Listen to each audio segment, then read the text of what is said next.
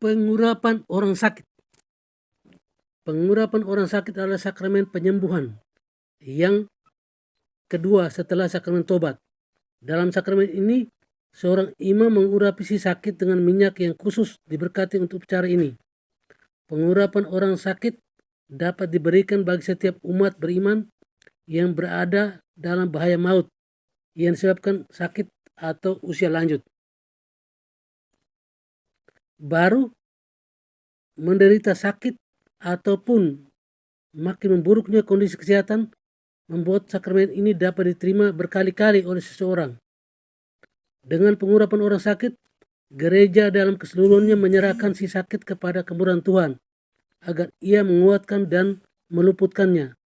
Jika si sakit telah melakukan dosa, maka dosanya itu diampuni. Dan doa yang lahir dari iman akan menyelamatkan orang sakit itu dan Tuhan akan membangunkan dia. Dan jika ia telah berbuat dosa, maka dosanya itu akan diampuni. Yakobus 5:15.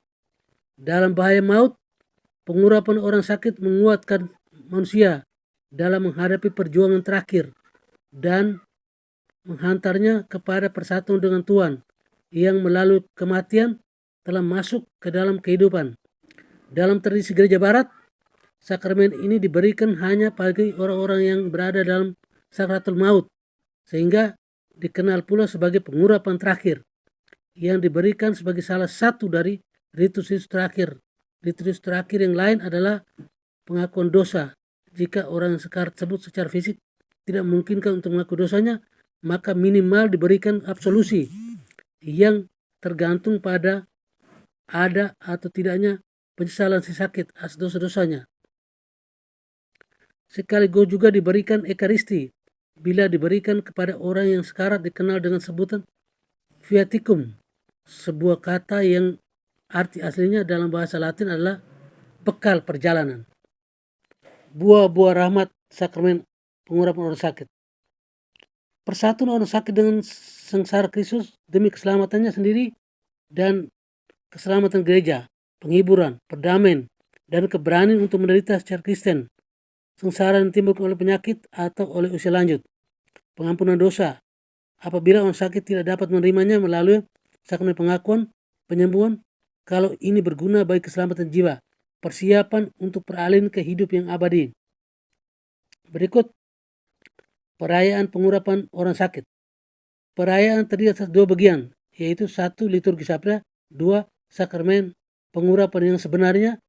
Pada puncak perayaan, imam mengurap si sakit dengan minyak suci pada dahi dan tangan sambil mengucapkan rumus-rumus tertentu.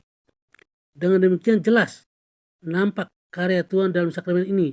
Karunia Roh Kudus dimohonkan bagi si sakit dan janji keselamatan diucapkan baginya agar dalam ketakberdayaan jiwa raganya si sakit diluputkan serta dikuatkan dan bila perlu juga diampuni dosa-dosanya.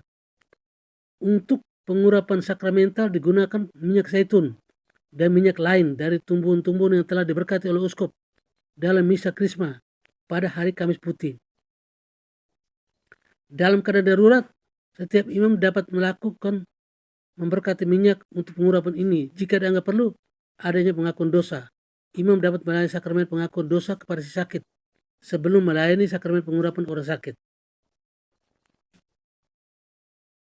Oke, sekian dan terima kasih.